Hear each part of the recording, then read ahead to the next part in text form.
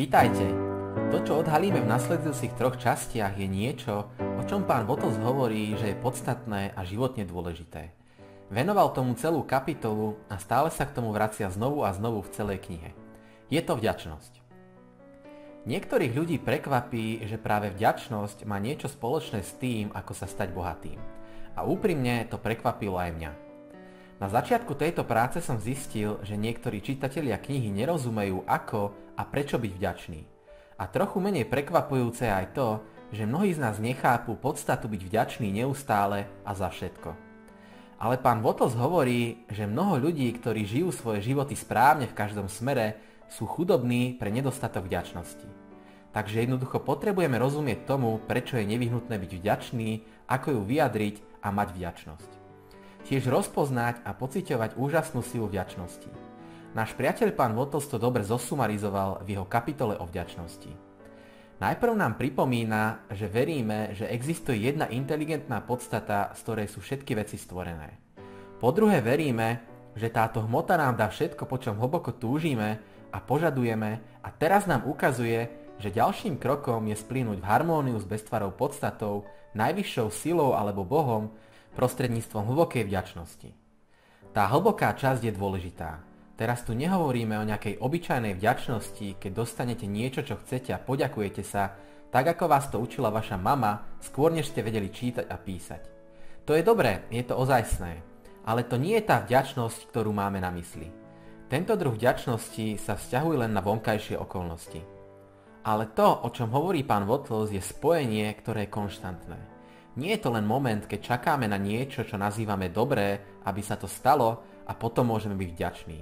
Je to stav mysle, stav bytia. Je to vyššia úroveň vďačnosti, skutočne vyššia úroveň žitia, o ktorej budeme hovoriť neskôr. Najskôr sa pozrime na varovanie od pána Botosa, že existujú ľudia, ktorí v podstate robia všetko ostatné správne, ale sú stále v chudobe pre nedostatok vďačnosti. Hovorí, že si strihajú drôty, ktoré ich spájajú so silou. Na obrázku môžete vidieť ilustráciu tejto metafory. Predstavte si, že ste spojení s elektrárňou, ktorá vyrába energiu a vďaka nej máte v domácnosti svetlo. Čo sa stane, ak sa toto spojenie preruší? Jednoducho nemôžete využívať túto energiu. Nemôžete mať dostatok síly a energie bez vďačnosti, pretože práve vďačnosť je to, čo vás drží v spojení so silou. Aby sme využívali energiu, musíme udržiavať našu časť spojenia a vďačnosť je ten spôsob, ako to spravíme. Možno si položíte otázku, prečo a za čo by som mal byť vďačný? Existuje zákon vďačnosti, pán Botos hovorí, a v skutočnosti ste sa naučili základy tohto zákona na hodinách fyziky. Je to rovnaký zákon ako jeden zo zákonov Isáka Newtona, ktorý objavil a hovorí: pre každú akciu existuje rovnaká opačná reakcia. Vaše myšlienky, pocity a vyjadrenie vďačnosti sú akcie a reakcia je okamžitý pohyb smerom k vám. Čo hovoríte na ten okamžitý? Okamžite, práve teraz. To znie dobre však? Tu je jeden malý príklad. Cítite sa jednoducho lepšie, keď ste vďační. A viete čo? Existuje mnoho iných pozitívnych reakcií a v skutočnosti veda si ich práve začína všímať. V súčasnej dobe vedci začínajúci študovať vďačnosť ako súčasť širšieho pozitívneho psychologického hnutia, ktoré sa snaží pochopiť nie prečo sú niektorí ľudia duševne chorí, ale prečo sa iní stanú šťastní, optimistickí a nezištne pomáhajú iným. Doteraz sa psychológovia pozerali na vďačnosť ako len na niečo, čo znamená mať dobrú výchovu a pamätať si povedať ďakujem. A vďačnosť dokonca dlhú dobu nebola uvedená v encyklopédii ľudských emócií. Doktor Emmons, psychológ, poukazuje na to, že povedať, že sme vďační, neznamená povedať, že všetko v našich životoch je bezpodmienečne skvelé a úžasné. Znamená to len, že sme si vedomí našich požehnaní, vecí, ktoré už máme a to, čo sme už dosiahli. Ak myslíte len na svoje sklamanie a nenaplnené túžby, môžete byť náchylní k nešťastiu. Ak ste si plne vedomí svojich sklamaní, ale zároveň vďační pre dobro, čo sa stalo, pre vašu šancu žiť, môžete preukazovať vyššie známky dobrého života.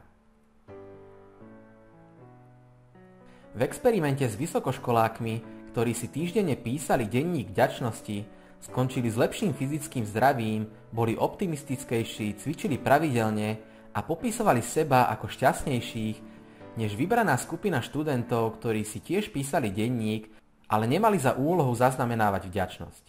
Fakt je, že študenti, ktorí sa nezameriavali na vďačnosť, mali tendenciu písať prevažne negatívne veci natoľko, že ich výskumníci začali volať plačúcou a sťažujúcou sa skupinou.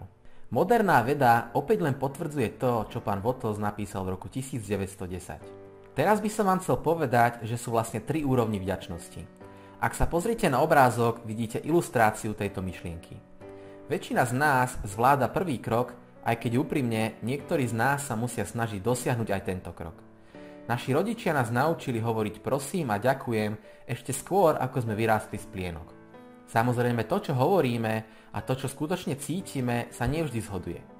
Ale pokiaľ ide o to, čo tu pán Wattles hovorí o vďačnosti, že vďačnosť je spojenie so silou alebo energiou a jednoducho cítite a vyjadrujete vďačnosť v momente, keď dostanete to, čo chcete, tak je to pomerne ľahké na pochopenie. Takže sa dnes poďme pozrieť na ten prvý dôležitý krok, ktorý si vyjasníme. Ako príklad vám uvediem krátky úryvok z knihy Jednoduchá hojnosť. Jeden obyčajný deň ráno som si uvedomila, že som emocionálne a fyzicky vyčerpaná zo sústredenia sa na veci, ktoré som si chcela kúpiť, ale nemohla som si ich dovoliť. Cítila som sa v pasci, v bludnom kruhu. Čím viac som sa zamerala na nedostatok a na to, čo som nemohla mať, tým viac som bola v depresii. Čím viac som bola v depresii, tým viac som sa sústredila na nedostatok. Moja duša mi zašepkala, že to, po čom som naozaj túžila, nebolo finančné zabezpečenie, ale finančná spokojnosť. Bola som dosť spokojná na to, aby som počúvala. Videla som, že som mala veľa toho, prečo byť vďačná. Cítila som sa pokorne a vtedy som zistila, že som všetko brala ako samozrejmé a že hojnosť už existovala v mojom živote. Ako som mohla čakať viac z vesmíru, keď som neocenila to, čo som už mala?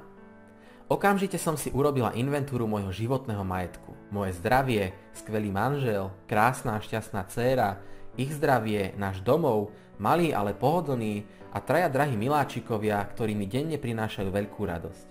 Je tu vždy množstvo dobrého jedla na stole a víno v pivnici. Máme mnoho úžasných priateľov, ktorí sa o nás starajú a zdieľajú naše životy. Ako náhle som začala, môj zoznam rástol. Keď som sa pozrela na tieto úspechy, uvedomila som si, že som bola veľmi bohatá žena. To, čo som zažívala, bol iba dočasný problém s príjmami a výdavkami. Zopakujem to. To, čo som zažívala, bol iba dočasný problém s príjmami a výdavkami. Každý deň mi začal ponúkať autentické okamihy radosti a spokojnosti. Ale neboli tam aj predtým? Rozdiel bol v tom, že som si teraz všímala a oceňovala tieto každodenné dary. Prekvapila ma sila vďačnosti. Všetko, o čo vás dnes žiadam, je otvoriť oči vašich očí a dať vášmu životu iný pohľad. Potom sa na chvíľu zastavte a vyjadrite vďaku. Prebuďte svoje srdce pomocou sily vďačnosti. Dnes vás chcem poprosiť, aby ste si založili zápisník vďačnosti. Ukážem vám pár spôsobov, ako ho začať písať. Vymenujte aspoň 6 vecí, ktoré by ste nemenili vo svojom živote.